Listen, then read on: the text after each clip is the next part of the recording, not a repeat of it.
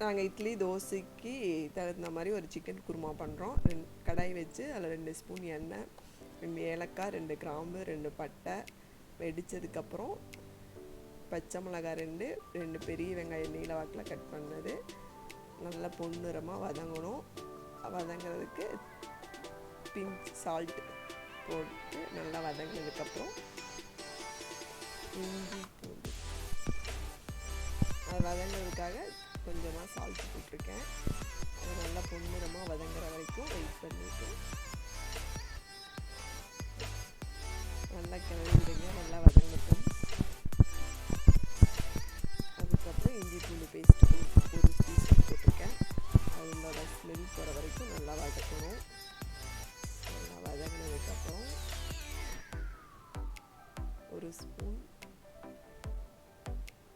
வதங்கினதுக்கப்புறம் பச்சை வாடை போனதுக்கப்புறம் 2 ஸ்பூன் மல்லித்தூள் போட்டு நல்லா ஒரு ஸ்பூன் மிளகாத்தூள் போட்டு நல்லா ஒரு 2 நிமிஷம் வதக்கிட்டு அதுக்கப்புறமா தக்காளி சிக்கன் 2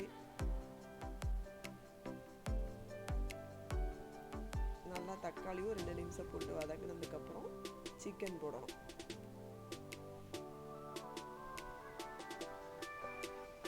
சிக்கன் போட்டு நல்லா கிளறிடணும். இந்த சிக்கனோட பச்சை வடை போகிற வரைக்கும் நல்லா கிளறி விட்டுட்டு நல்லா ஒரு 5 நிமிஷம் தண்ணியை விடாமல் நல்லா கிளறி விட்டுட்டு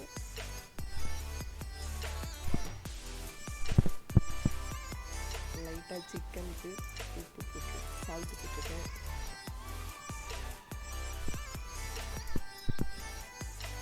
கொஞ்சம் மல்லித்தூள் பத்தாத மாதிரி எனக்கு இருந்துச்சு. அதனால் நான் மறுபடியும் ஒரு 1/4 ஸ்பூன் மல்லித்தூள் போட்டிருக்கேன். நல்லா 5 நிமிஷம் நல்லா வதங்கினதுக்கப்புறம் அந்த காரம் அதெல்லாம் சிக்கனில் பிடிச்சதுக்கப்புறம் ஒரு டம்ளர் தண்ணி ஊற்றிருக்கேன். ஒரு டம்ளர் ஃபஸ்ட்டு தண்ணி ஊற்றிட்டு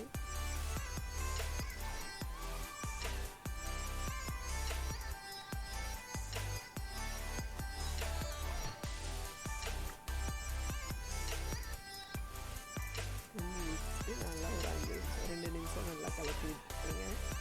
அதுக்கப்புறம் 3 டம்ளர் தண்ணி விட்டுருக்கேன். 2 டம்ளர் தண்ணி ஊற்றிருக்கேன்.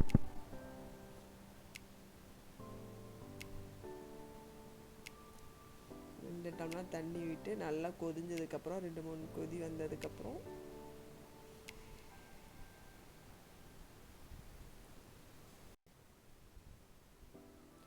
ரெண்டு நிமிஷம் நல்லா தளன்னு 2 கொதி வந்ததுக்கப்புறம் சிம்மில் போட்டு நல்லா ஒரு 15 நிமிஷம் வேக விட்டுருங்க சிக்கனை.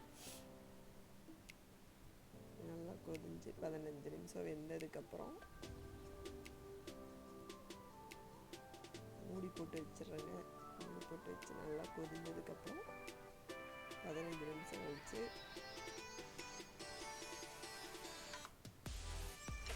கொஞ்சம்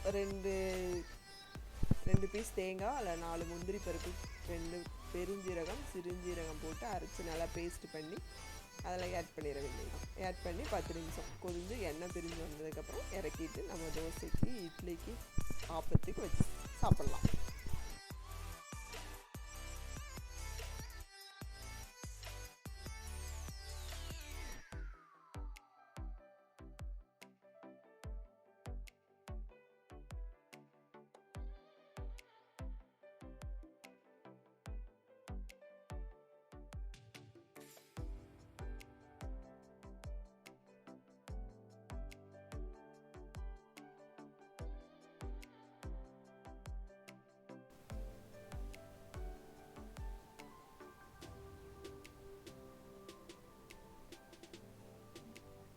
நல்லா கொதிக்குது. இன்னும் கொஞ்சம் கொதிக்கட்டும். நல்லா ஒரு 10 நிமிஷம் கொதிச்சுட்டு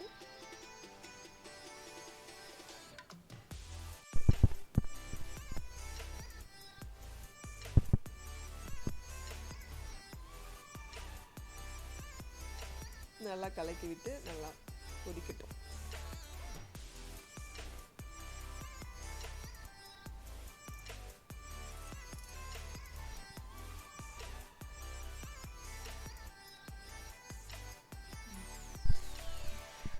இப்போ இப்போ நல்லா கொதிச்சிருச்சு, கலர் மாறிடுச்சு, குருமாவோட கலர் வந்துடுச்சு. குருமா இப்போ ரெடி ஆயிடுச்சு. இட்லி, தோசை, சப்பாத்தி, பரோட்டாக்கு வச்சு சாப்பிடலாம். டேஸ்ட் பண்ணி பார்த்துட்டு செஞ்சு பாரு, டேஸ்ட் பண்ணி பாரு, எப்படி இருந்ததுன்னு சொல்லிட்டு கமெண்ட் பண்ணுங்க.